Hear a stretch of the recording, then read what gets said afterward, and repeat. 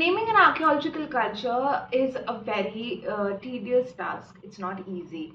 And we have to take into consideration many parameters, especially if we're dealing with prehistoric and protohistoric culture, where there is absolutely no written evidence. We actually don't know exactly how these people who've left behind their houses, structures, material, and even they have buried their dead in graves, referred themselves as. For instance, I live in India, so I'm an Indian, right? If I live in Gujarat, I'm a Gujarati ethnically, so I'll refer myself as Gujarati. So similarly, if we talk about any archaeological culture, we usually don't have in pre and proto-historic period. We usually don't have a conclusive evidence. So we have to rely heavily on the cultural material, because remember, even the cultural material is represent largely the lives that live behind. We have to piece together the past, reconstruct the past with the help of these cultural material. So we look at the similarities and dissimilarities in the cultural material and try to weave up the thread, or trace back or try and see the spatial distribution of an archaeological culture. Now, for example, in my previous column, video column, if you've not seen, please go and see. It was on painted greyware, and I mentioned that that particular archaeological culture, which is a proto-historic culture, there is no written records. So archaeologists went ahead and named that culture on that particular marker pottery, which is the painted greyware pottery. And then the archaeological investigation went on, and various sites were reported, mapped out, and the material, the similarities and dissimilarities in the material were noted, and therefore we could now understand the spatial spread of that particular culture. So that's how a culture becomes a culture. Not because it is present in a site, it's unique, but we have to also see its geographical spread. We have to see that whether or not there is consistency in that cultural material, or is it just, a fashion change, or is it just a change that is happening within one particular cultural realm. So we have to really identify it, look at various factors, and then come up with an identity. It's not that easy. Similarly, with the Bronze Age civilization of ancient subcontinent, ancient India, we have also given it many names. I often say that the Bronze Age civilization is like a nameless child in our context, where anyone can come up with any name and start referring, be it on what was earlier known as Twitter and now known as X, or be it in any other public discourse. They just happen to come up with their own terminology, and they can call it whatever they want without giving any regards to archaeological contentions, archaeological investigations, and even archaeological thought. Something similar happened last week as we were moving into 2024. I happened to come across an opinion piece written by a scholar, a Vedic scholar, and the opinion piece started by saying that how the term Harappan, which is used by archaeologists, largely including myself, is misleading. It is artificial and it is incidental. Such strong claims were put in that opinion piece on the grounds of a lot of misunderstanding, misconceptions, and misinformation. So, in this week's column, I will be talking about why the term Harappan is not misleading, it's not artificial, and it's certainly not incidental, and why the term Harappan came into the picture after a lot of consideration, a lot of deliberation, a lot of thought have been put in by archaeologists. Not only the Western scholars, but actually a lot of Indian archaeologists have pushed the term Harappan while referring to the ancient Bronze Age civilization. Hello, my name is Disha Ahluwalia. I'm an archaeologist and I write regular columns for ThePrint. So if you're interested in archaeology, do follow ThePrint and do follow my columns, and you can read them as well. The link for the written column will be in the description box below. So as I was mentioning earlier, that I came across this very interesting column written by David Frawley. David Frawley, he is a Vedic scholar. He is also a Padma Bhushan awardee, a renowned scholar, I must say. But when dealing with archaeology and dealing with specifically various aspects of archaeology, you don't need to have the understanding of Indology and Indology alone. And if one thinks that because one is a Vedic scholar and can come ahead and discuss about archaeology, which is their right, in a manner that is in not only doing injustice to the decades of archaeological work, but also is creating a lot of noise, wrong type of noise in the public domain. And I think it is time to come and discuss various aspects that are mentioned in this particular column. The first thing that really took me by surprise was the fact that the author of the column, the opinion piece, went ahead and called the term Harappan misleading. He suggested that the term is accidental and incidental, and it is given by the Western scholars who stumble upon the lost culture. They thought, the Western scholars who found the civilization, they thought this is the lost civilization and they have suddenly found it, which is absolutely wrong. And he suggests that the ancient civilization suggests continuity and change, which the term Harappan lacks. Now, interesting as it may sound, let me break it down to you. First, when today we are in 2024, 5th January 1921 was when the site of Harappa, the excavation at Harappa commenced. The excavation was conducted by Indian archaeologists. We all know their name, and if you don't, you can actually go ahead and Google it. And the excavation was headed by Sir John Marshall. The excavation then followed at the site of Mohenjo-daro subsequently in the following year in 1922-23. So today in 2024, we mark about 103 years of Harappa's excavation. And in 1931, Sir John Marshall published his data, and he titled his report as Mohenjo-daro and the Indus Valley Civilization. A lot of other archaeologists back then supported this very term because Harappa, Mohenjo-daro, and various other sites which were explored were largely on the banks of Indus. So they were in the Indus Valley, on the banks of Indus and various tributaries of Indus. So naturally, it was thought that this particular culture, which has a lot of similarities, such as the brick size is quite uniform, the structures are very, very uniform, they are properly aligned, the streets cross at right angle, they have a particular type of script with a seal, and seal bears a lot of human forms, animal forms, etc., even various composite figures. There is various statuettes that have been found, the figurines, the terracotta figurines, the statite figurines. A classical example of that is the famous priest king, or the bronze age figurine, which is the dancing girl. And it was also brought to light where after over 10 years of excavation at both Harappa and Mohenjo-daro, by the time Marshall published the report, was that this civilization is a contemporary of Egyptian, Mesopotamian, and other ancient civilization. It's one of those 5 ancient civilizations of the world.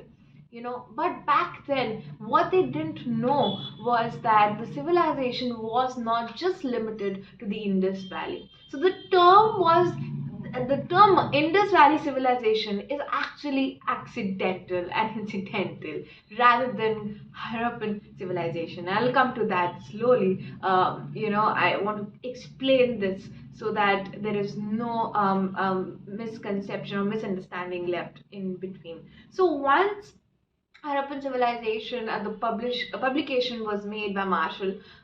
Then comes Mortimer Wheeler, who was the Director General of ASI right before the partition of India and Pakistan, and he started the School of Archaeology at Takshila, and his student was one of the famous archaeologists, a very loved archaeologist, and that Professor Dr. B.B. Lal, who excavated Hastinapur, Puranakhela, even Kalibanga.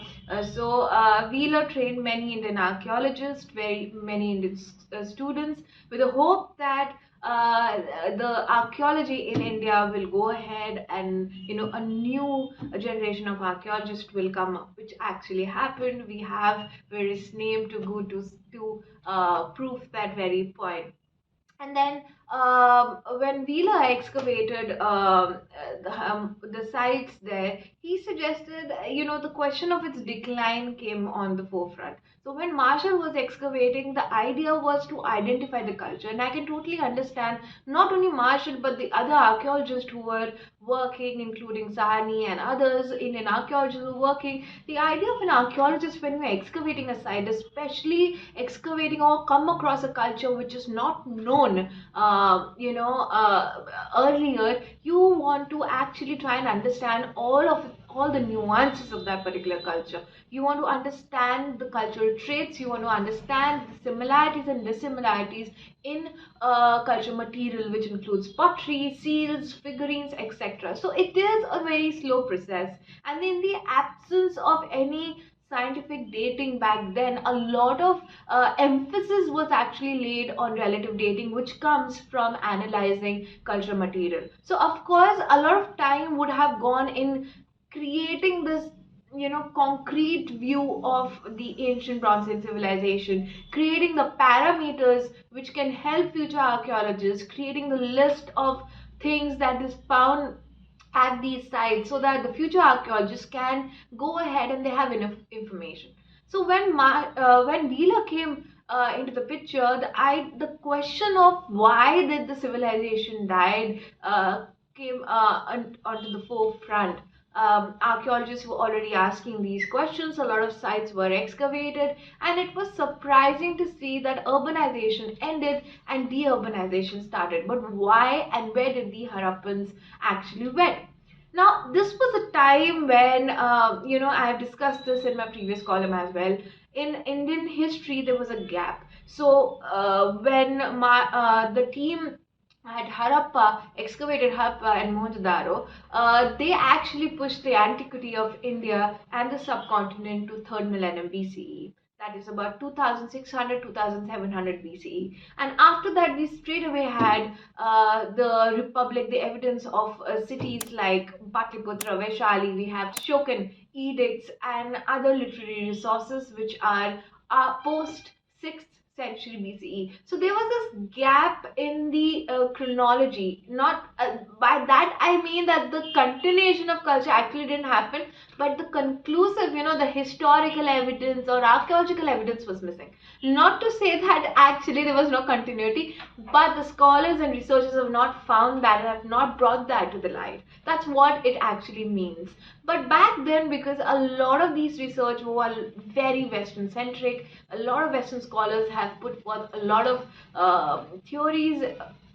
So the idea of a dark age, which was prevalent in other civilization, came into the minds of scholars, and they said that perhaps after the decline of the Indus Valley civilization, there was a dark age, which was then filled by the sites, the painted grave culture, which was excavated. The Hastinapur was excavated in 1949. PGW was already known by 1944. So around the same time, parallelly, a lot of archaeological information was being brought forward after systematic excavations and explorations. So it was propounded by Wheeler, which was also supported by Dr. B.B. Lal, that perhaps the decline of Harappan civilization was because of there is an invasion of Aryans, and Aryans invaded Indian subcontinent, and then they moved forward into deep into Ganga Yamuna Dwap and then Ganga Plain, and they are the ones who created this beautifully grey pottery, which is PGW. For the detailed information of PGW, you can see my previous video column on it. But that's what happened. They said that okay, fine, maybe this PGW is the product of Aryan invasion, and it's a product of Aryan. Professor Lal, when he published the data of Hastinapur, has also said the same thing initially. And in after that, when a lot of archaeological information was coming in the was being fed into the archaeological literature. Various excavations were conducted, sites were reported on both sides, on different river banks. That theory started to crumble. So another important exploration actually took place along with the excavation of Hastinapur around the same time, was 1950s exploration of Amalanda Ghosh and various other eminent archaeologists. Amalanda Ghosh was the first Director General of Archaeological Survey of India post independence of India, that is, after the partition of India and Pakistan. Archaeological Survey of India had its new Director General, who was A. Ghosh or Amalanda Ghosh. He undertook a major exploration survey on the banks of Ghaggar in the Rajputana region, which was then known as the region of Bikaner, on the banks of Ghaggar, which is at the present the region of Sri Ganganagar district and Hanumangarh district in northern Rajasthan. And while exploring the region, he found over 50 to 60 Indus Valley sites. So the idea of this exploration was to find as many contemporaries of Harappa, Mohenjo-daro and other major sites which are now within the political boundary of Pakistan. So it is no fault of the people of Harappa or Mohenjo-daro or any other Indus Valley site that the creation of Pakistan actually changed their postal code. They were no longer a part of India, but now part of Pakistan. It's not their fault, right? It's a 6,000 odd year old civilization which does not conform to a 75, 76-year old political event, and I'm sure that everybody would agree to that, right? So the idea of this exploration was to find as many contemporaries, and he found his team, and he found many sites. They found not only the Harappan sites but also found a lot of painted graveware sites. The name painted grave was not in existence back then, but he identified a graveware which was unique, and he identified various sites and also a lot of early historic sites, Kushan sites, and also medieval sites. So within those over 50 sites of Indus Valley affiliation that he explored, he excavated sites like Sothi to understand the nature of the Indus Valley sites in that region. And to his surprise, he found that the site of Sothi is actually not an urban site but a pre-urban site, which is the early Harappan, which we call as early Harappan today. So this exploration and excavations at various sites proved that on the banks of Ghaggar, which is part of the Saraswati river system, that not only the urban settlements like Kalibanga, but also pre-urban settlements, which are the early Harappan settlements, are also present, which showed that the civilization was not limited. The culture, more than civilization, I think I should use the term culture right now. The culture was not limited, the boundaries of culture was not limited to Indus Valley, but was also present in Rajasthan, and subsequently the sites were being mapped in Haryana, Punjab, then in Afghanistan and parts of Iran, and right from Sortugai in Makran coast all the way to Yamuna, from Jammu all the way to Daimabad in Maharashtra. The entire region was eventually mapped out after decades of research in this particular time period. And it was, around that time when new sites were coming up in 1960s, also late 1950s, 60s, even Kalibanga was subjected to excavation. BK Thapar, Bibi Lal, they excavated Kalibangan, which is on the banks of Ghaggar. It sort of, archaeologists in India started questioning that Indus Valley, the term does not fit now, because we have early sites, we have early Harappan, even at Kalibangan, we have at Soti and various other sites, and maybe, and they are almost seems relatively of the same time period. So perhaps we need to come up with a very common term, because to be honest, archaeologists do need a common term, a common name to refer to a cultural material. Otherwise, it's very difficult to channelize a lot of archaeological research. It was then because Harappa was the first site, which was excavated in 1921, it was decided that we will name the civilization not on any river, not at beat Indus Saraswati, not on any river, but we are going to name it after the archaeological site, the type site.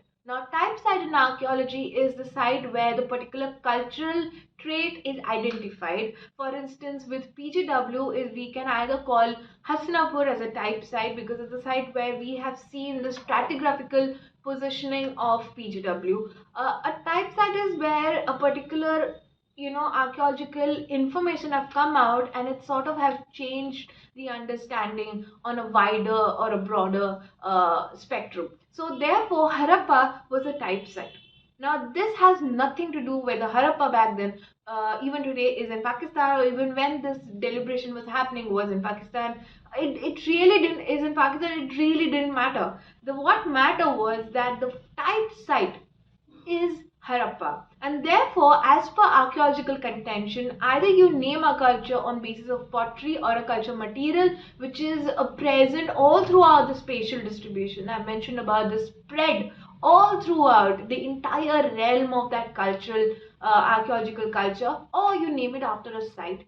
So they decided, archaeologists, including Indian archaeologists like Ghosh and others, decided that instead of Indus Valley civilization, which shows that the core or the origin or the epicenter of civilization is Indus Valley, we are going to now call it the Harappan civilization, and the culture that is denoted within the realm of civilization is going to be called as the Harappan culture. So that's how the term Harappan culture or civilization came into light. It was an accidental. It happened after decades of research put in by archaeologists who were largely Indian archaeologists. I remember a few years ago there was a conference, on 5 civilizations of the world, and on the banner it was written Indus Valley Civilization. My guru, my teacher, and an eminent archaeologist, Padam Shri Awadi,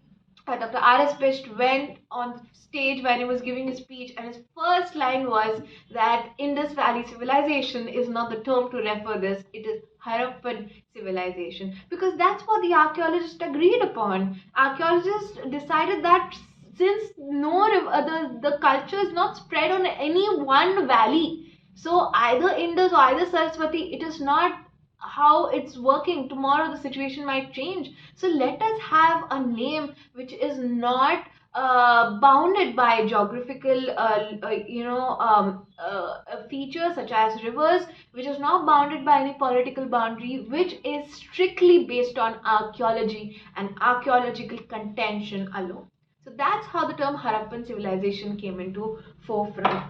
Now, since I've cleared that Harappan civilization is not an accidental or incidental term, let me go ahead and tell you what other things were put forth in this particular column. Author goes on to say that it will be more accurate to actually link Rakhigarhi to the ancient Indian civilization rather than Harappa.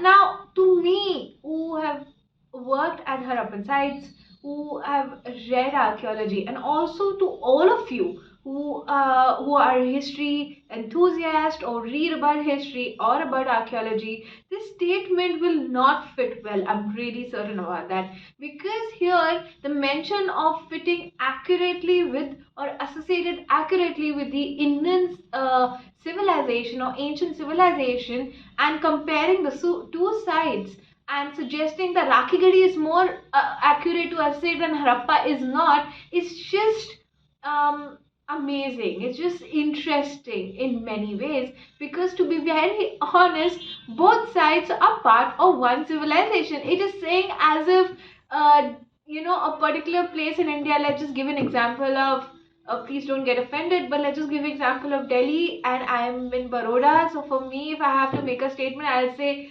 Delhi is more accurate. If I have to associate any city with India, I would say that Delhi is more accurate to be, to associate with India than Baroda. That is just a bizarre statement to make, because both Baroda and Delhi, they both are within one geographical political boundaries of one country, which is India. So if you are talking about an ancient Indian civilization, and I hope here when he mentions India, he's meaning undivided India, which I don't think actually. I really feel that when the mention of India is made in this column, it's always the present modern day state of India, and not the undivided Akhand Bharat that we all know, the undivided India. I don't think that the undivided India is given a due importance while making such statements. So he goes on to say this, that it would be more accurate to associate Rakhigarhi and not Harappa. Both sides are of one civilization. The cultural traits of both sides are similar. I don't know how one would say just because Rakhigarhi is closer to Kurukshetra. According to Frawley, it is within the Vedic boundaries, Vedic land, and therefore Rakhigarhi is more suited and more accurate to be associated.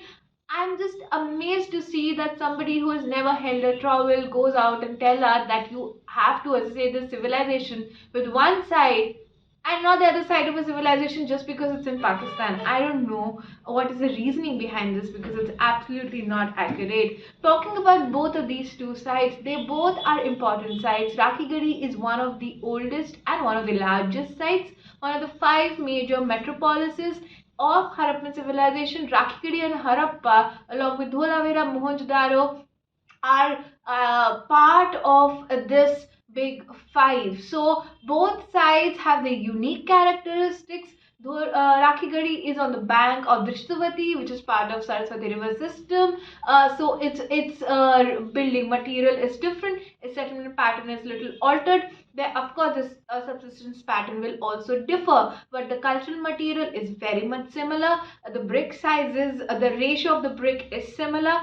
You find seals, you find ceilings, you find everything that characterizes a Harappan site. Now talking about Harappa too, Harappa is on the banks of Indus. The building material is brick, because Indus is more prone to flooding. In recent floods also we have seen that the sites, even the ancient settlements, Harappan settlements, were submerged. So of course one can see that the building material there at Harappa has altered. But then because Harappa is on the Indus, it's on the trade route, there the nature of the settlement will alter a bit. Culture material remains the same. Harappa, just like Rakhigarhi, both have their own individual cultural evolution, and they both were urbanized cities. Rakhigarhi has chronology right from early Harappan, probably pre-Harappan, we don't know that yet. But of course, early Harappan, about 4000 to 5000 BCE.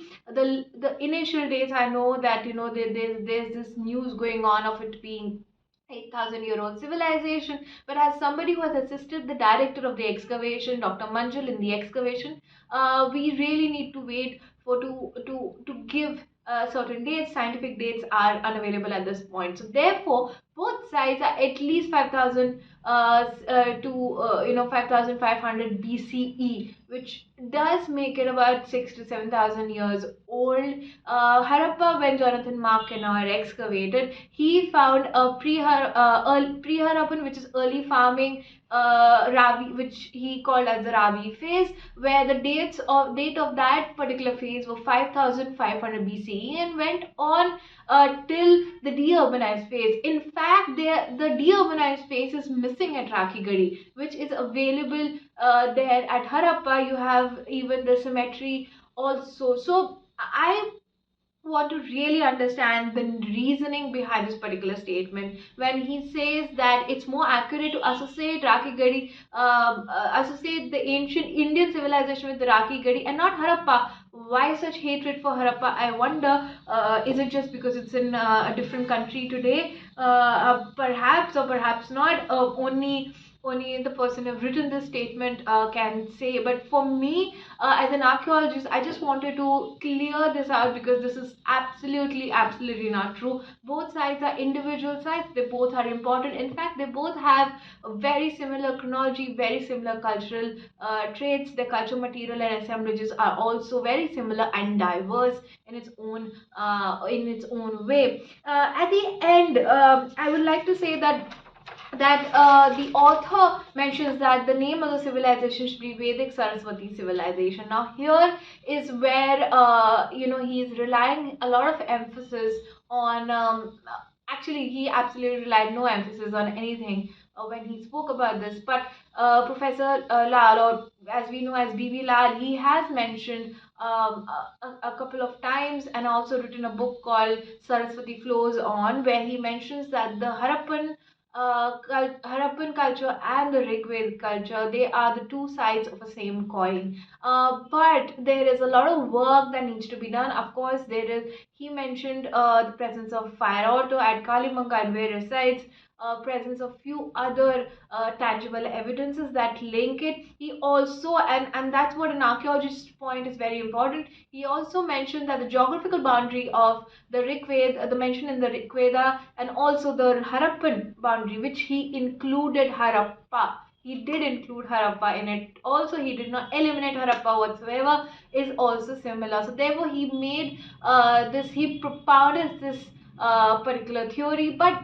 work is still not over. We cannot name a civilization on the basis of somebody's viewpoint, and that's the fact, that's a certainty of it all. A civilization which is very much embedded into archaeological thought, archaeological practices, needs to be named after an archaeological contention or archaeological principle, archaeological material, and the best option, the best bet is to call it a Harappan civilization. Now, at the end, I can only say that you can go ahead and call it. A lot of people mention it as Sindhu Saraswati civilization, or in English, it's Indus Saraswati, which is also a much better, a much reasonable sort of terminology, which, however, is not present in the academic writing. So, the term which is more prevalent in academic writing is either Indus Valley Civilization or Harappan Civilization. And Indus Valley Civilization is the term which many Western archaeologists still use, whereas most of Indian archaeologists and South Asian archaeologists try to use the term Harappan civilization. So, naming a civilization is, I feel at times, it feels like naming a nameless child, and you want to call it whatever you want. But till you don't have adequate archaeological experience and if you've not held a trowel, I think you should let archaeologists do their job. And till then, till any further conversation in academic capacity happens, or there is much more evidence coming forward apart from just demeaning an archaeological site which actually pushed back subcontinent's history to 3rd millennium BCE, an archaeological site where many Indian archaeologists have worked. Apart from demeaning that, and apart from giving a very political stance on this, I think let's just call it Harappan civilization and nothing else. So, for now, you can read my column in the link given below. And thank you so much for listening to me. And I hope I have elaborately explained various aspects of naming a civilization and the name of civilization. For much more such videos, please subscribe to ThePrint, follow them on their various social media platform. And till next time, thank you so much for listening.